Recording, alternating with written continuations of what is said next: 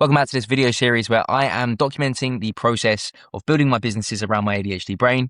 And for those of you that don't know me, my name is Jack Taylor. I am the host of the ADHD Entrepreneur podcast and the founder of the Hunter Brain, which is a coaching consultancy business for founders to help them to live and build in alignment with their ADHD brain.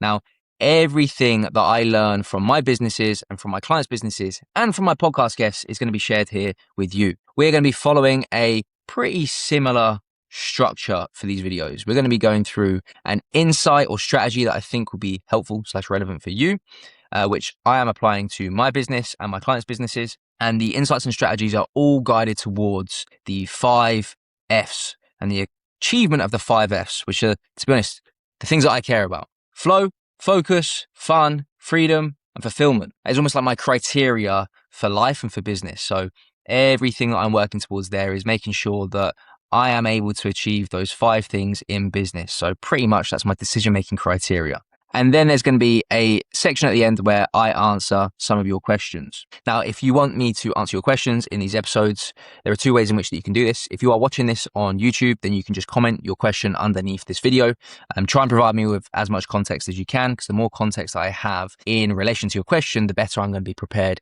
to be able to answer it. So I want to make sure that if I'm answering your questions, that you are getting value and utility out of the answers. Or if you're listening to this on the podcast, then just DM me on Instagram at your question and I'll make sure that I get it included. Right, now on to the first insight. So I want to talk you through genuinely what I believe is the one habit that's helped me to hit 6 figures in just a year. It genuinely has been a game changer for me. It's something that I talk to my clients about very frequently, and it's one of the first things I get them to implement in the time that we're working together. And it is like the single most important hour of my week. So it's called the Target Protocol. Now, the best way that I can describe this is that it is a weekly operating ritual. Like I say, it takes about an hour max. I usually do this on a Sunday or over the weekend if I've got a bit of time to decompress and unwind. But at the very latest, it is done by Monday morning. The hard rule that I have in place for myself is that the week does not start until it is done. So let me walk you through, firstly, why I believe this is really important for us to do. Because so many ADHD entrepreneurs just go flying into their week. And we do not have a problem with working at an intensity. Like discipline and energy, all of those things are likely not the problem when it comes down to what determines our success in business and not. What I've come to recognize does determine the success is how much clarity you have on the direction that you are traveling. Meaning, are you focusing your attention and that great level of energy that you do have, and I have as well, on the right things inside of our business? And the answer is usually no. And this Target Protocol is designed to be able to change that answer into a yes. So it's made up of 6 steps, and I want to run you through what they are. So the T stands for triaging the mind. So this is what I call like the subjective unpacking of the week that's just passed. This is where we empty your head onto paper. We close those open loops that burn so many cognitive calories inside of our mind.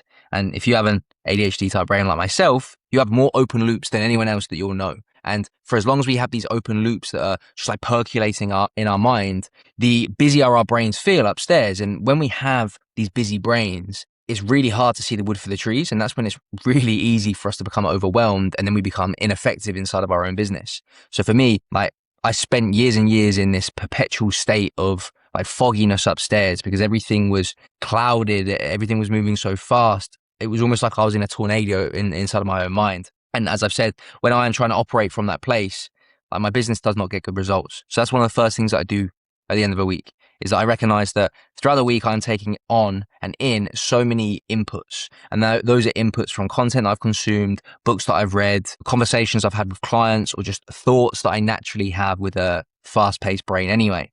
And if I don't address what those thoughts are, then they're just going to continue to take up space in my mind and create more mess and more busyness, which, as I've said, makes it harder for me to be able to act with certainty and clarity. So the first stage of this target process, and it's the first thing I do, I get everything onto paper and I do what's called a stream of consciousness. So I write down with pen and paper. I make sure that it's actually analog because I found I get much better results when doing so. I just purge out whatever is in my mind. I just write, like write. And some days it is a page long. Some days it's 5 pages long, and that's fine. I write until I almost have like squeezed all the juice out of my brain and there's no more juice that's coming out. And it feels strange when you're starting this process, and a lot of people almost get concerned that you're writing a Dear Diary or something like that. And I'm not. It's messy, it's raw, it's literally just purging out my brain. And again, one of the other purposes here is for me to be able to discern between signal and noise. Like, a large portion of what is going on in my brain is actually just noise rather than a signal that I need to act upon. But if I'm not able to discern that, then everything that's inside of my brain feels like a high level of importance, and it feels like something that I need to act upon, but it isn't. So once I've actually got everything down onto paper, I'm able to determine, is this idea or is this concern or is this thought that I've had, whatever it may be, and whatever kind of context it comes out in.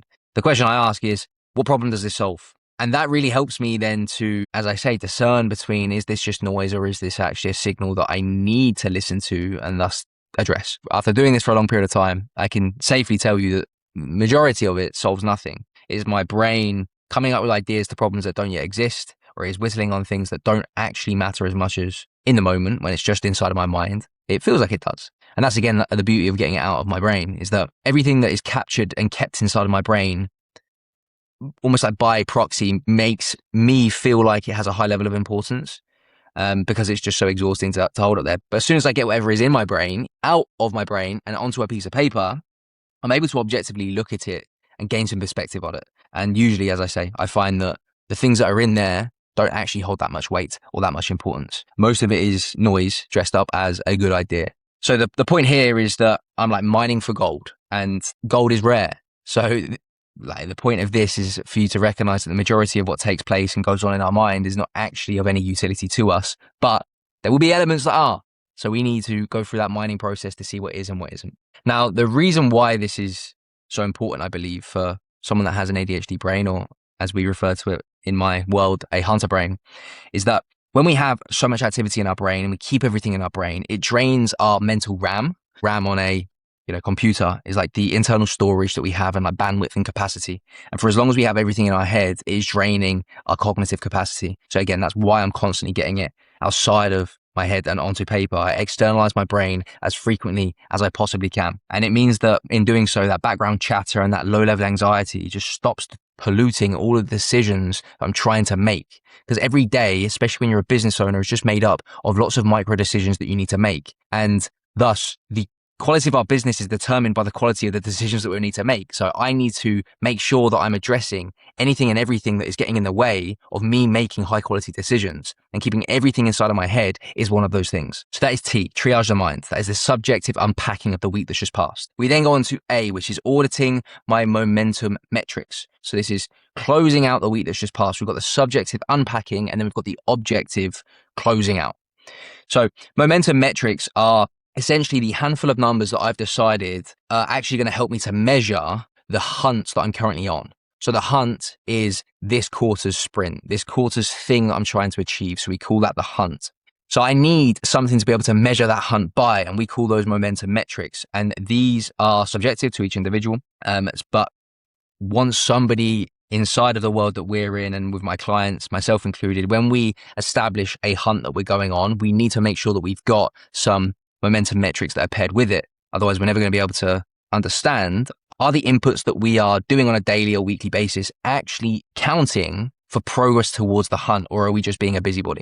Because if we don't have those metrics, you will likely find that you are just being a busybody.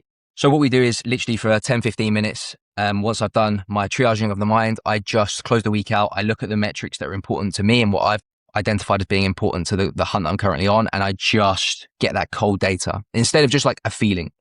So this kills the I feel like I've done nothing trap, which is how I finished every week for years and years and years. No matter how busy I was and how much energy I expended and how tired I was come the end of the week, I would always have this nagging feeling that I haven't done enough. And by me tracking these momentum metrics and revisiting them at the end of every week, it forces an objective reality check for myself personally and for my business in both directions, meaning that sometimes the numbers will disagree with that feeling. I will feel like I've not done enough, and the numbers will tell me otherwise.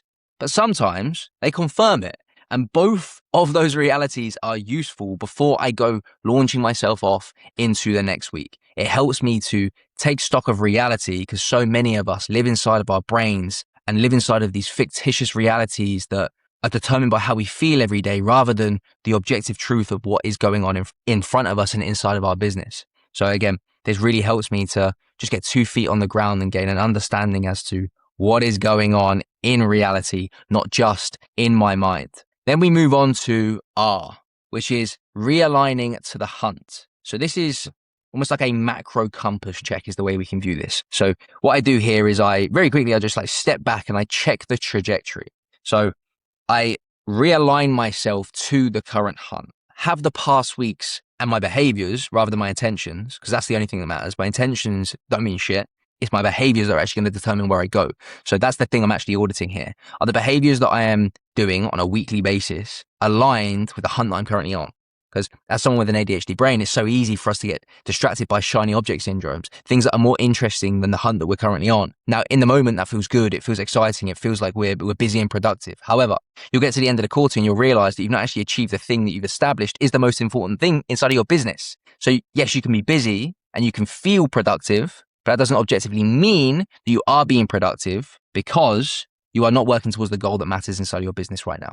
And that is why, again, perpetually, I felt busy for like 8 years inside a business, but I didn't go anywhere. I was just like creating landing pages, creating lead magnets that never saw the light of day, but never actually solving the biggest constraint inside of my business and being almost like aggressive enough and disciplined enough with my attention and energy to just keep it on a straight line and just focus on the one thing that actually matters right now. So this, is really helpful because it helps me to catch that shiny object syndrome early. So only 7 days will pass before I catch the fact that I'm actually not operating in alignment with the thing that I've stated and committed to as being the most important thing inside of my business right now.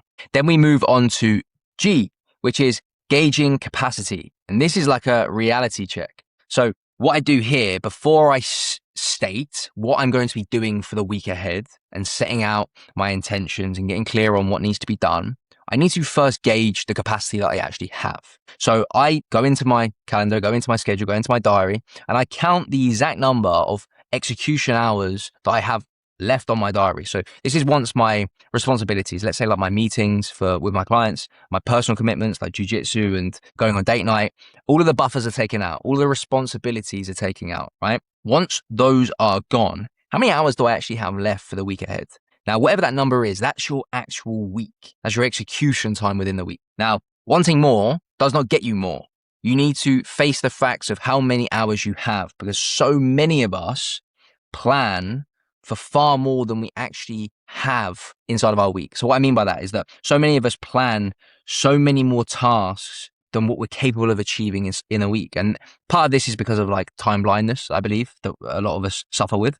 But I also think like part of this is because we're just not looking. We're just not taking into account when we are planning like the time that we have available. It's almost like all of these events take place separately.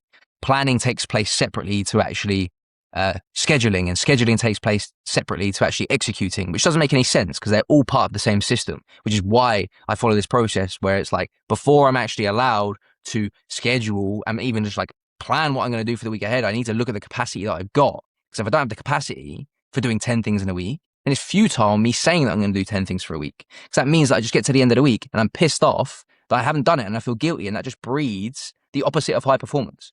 So that's what G is. It is a reality check for you to gauge how much capacity do you actually have for next week. If for whatever reason you've got a half week because you're going on holiday towards the end of the week, then you need to take that into account when it comes down to planning your week appropriately.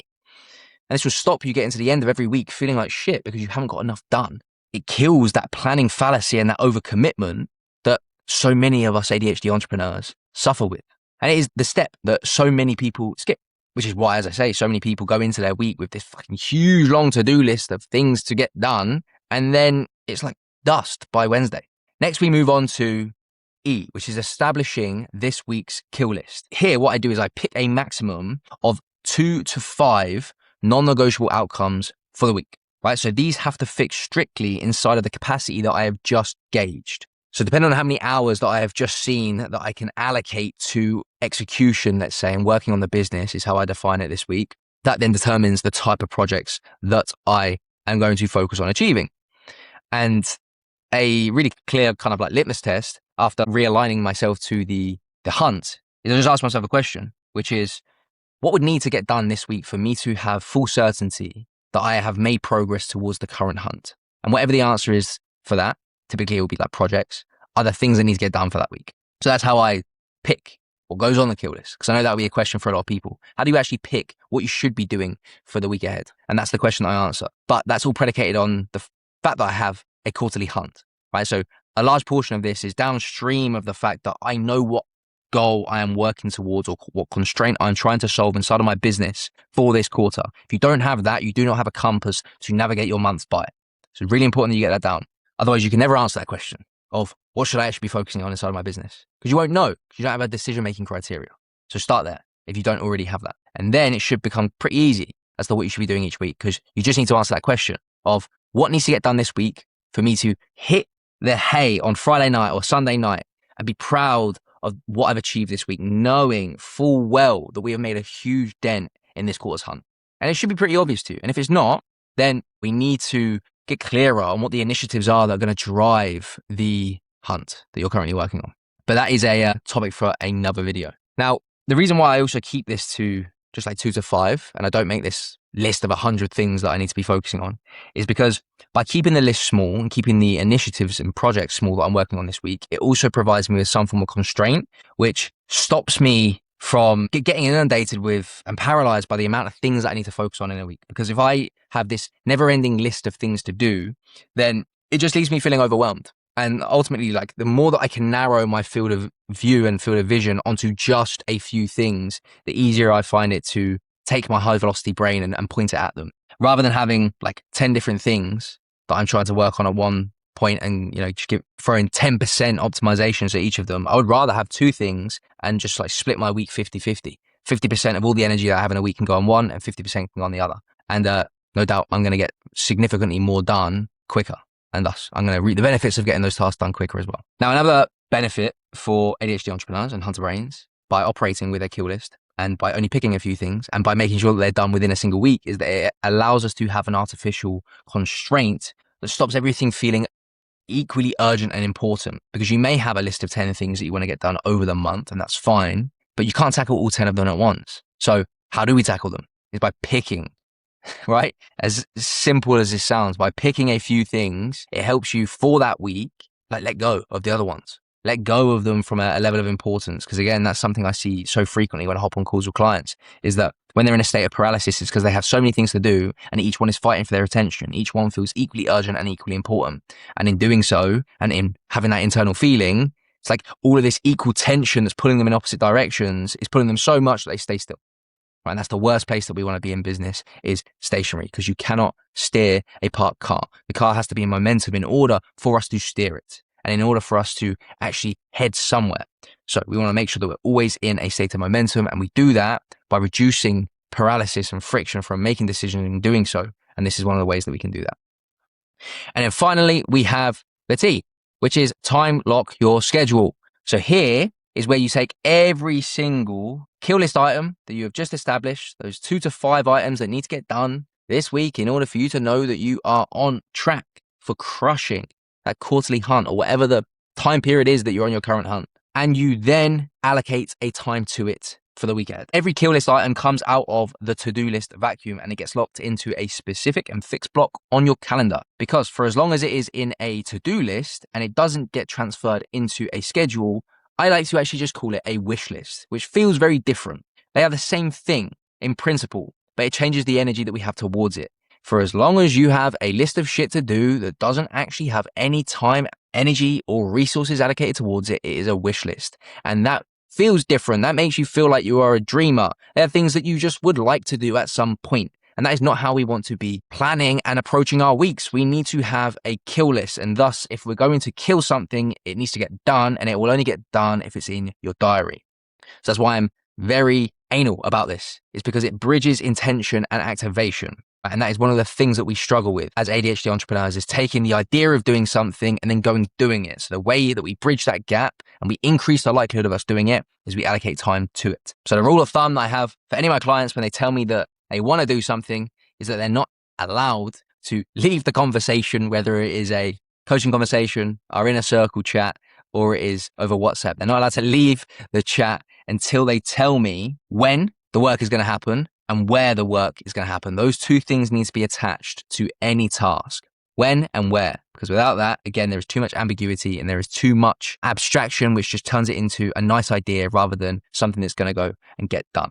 So this is the target protocol that I use every single week that makes such a huge difference to how I approach my week. And I genuinely can say that this one habit has created me 6 figures in just the last 12 months alone, because it helps me to have what we call a straight line focus. Because every week prior to me installing this into my life meant that I was just the equivalent of like rolling out of my bed and rolling into the week. And it meant that I was waking up every day with this sense of inertia. I was flying by the seat of my pants. I was busy every single day, but not really getting anything done. When I got to the end of the week, I could never look back and think, you know what, some meaningful stuff has been done this week. And I can categorically say that the business is better off as a result of the work that I've done.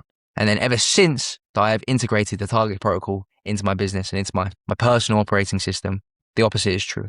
Every week finishes, I'm still working as hard. I'm not spinning my wheels as much, but I finish knowing hand on heart that the business is better off as a result of the work that I've done this week. And we have substantially moved our projects forward, and we are closer and closer every single week to achieving our big audacious hunt that we have set for the quarter ahead. So moving on to the question. This is a question that someone asked me on Instagram a couple of weeks ago. And it was, Jack, what's something that you've recently learned? Well, funny enough, I can actually attribute this to Dr. Chris Lee, a good friend of mine that came on the podcast recently. We are newly acquainted friends. The guy is incredibly fucking smart. Love the guy. He's an awesome, awesome guy. I would highly recommend everyone checking him out. We're actually, as I say, we recorded a podcast episode together. It will likely be coming out in a couple of weeks' time, where we go through this topic and he will go through it in significantly more detail than I did, or than I will right now. But it was really interesting to hear this. So he told me that there are 2 types of dopamine. We've got phasic dopamine and we've got tonic dopamine. So tonic dopamine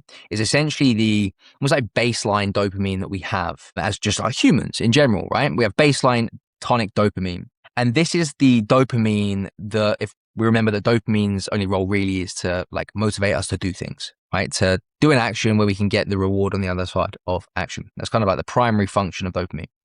So the way that he explained this to me is that tonic dopamine is that baseline level that helps us to just like get normal everyday shit done. So let's say cleaning my office or making that phone call or doing the admin, or like, they're not super high stakes things where I need a huge amount of activation energy in order to do them. And then we have phasic dopamine. This is the dopamine that causes like a big spike, a big surge in dopamine that helps us to become motivated to achieve something that's like pretty difficult.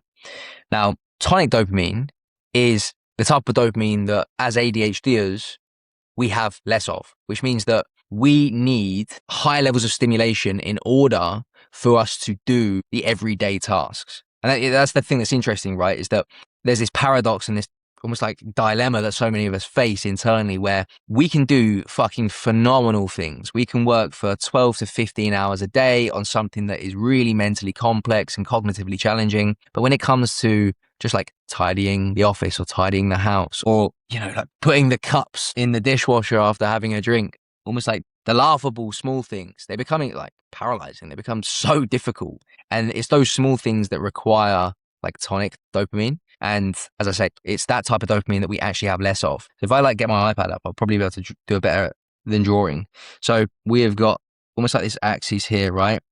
So think of it as like an X and Y axis. And then you've got this dotted line that's roughly around like the 30% mark up the Y axis. And that's where like most people's tonic level of dopamine is. And that is enough to motivate them to do the small and boring shit, right? That I've just mentioned. But for us, we're operating at like a lower level than that, which means that we actually find that we don't have enough dopamine, thus enough motivation to do those things. So what we need are primers in order for us to do so. And it's actually phasic dopamine that helps us to do that. So phasic dopamine is more like this like spike of dopamine that we get. And we can generate phasic dopamine to kind of get us to do these things by having like these pre-game rituals. Let's say, for example, you knew that you needed to, I don't know, clean the kitchen. You could literally just be like, right, I'm going to drop down and I'm going to do like 20 press ups. And in doing so, that will give you enough phasic dopamine that you can then go and do the boring task that you need to do. So for most people, they're able to do these boring tasks just on tonic dopamine alone, but we have to almost like get our phasic dopamine involved to do simple tasks. Now, I found this really interesting. We didn't actually touch on this part, but I've hypothesized that is why like so many of us feel fucking exhausted all the time, because we are using like your phasic dopamine system, which is almost for, let's say, neurotypical people reserved for like really big effort things.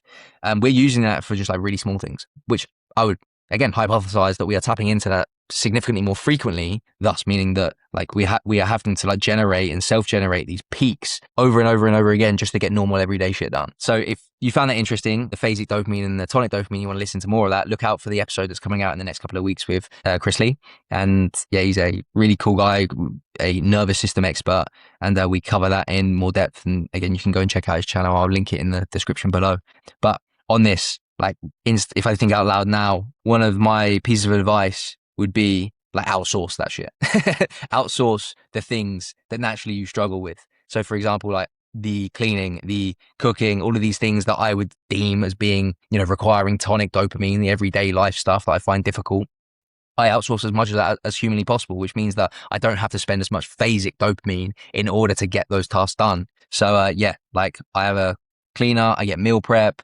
If we weren't going to Europe next year, I would get a gardener, like all of these things, which means that I don't have to then tap into as much phasic dopamine for what we would deem as these simple everyday tasks. And I can save my phasic dopamine for the big things like this, getting the motivation and the energy to make a video like this for you guys. So hopefully you found that interesting. Hopefully you found that helpful. Just as a reminder, if you want to get your questions answered, then if you're watching this on YouTube, just comment below this video, whatever your question is. And if you are listening to this on the ADHD Entrepreneur podcast, then just DM me whatever your question is on Instagram, and I'll make sure that I get included in the next video.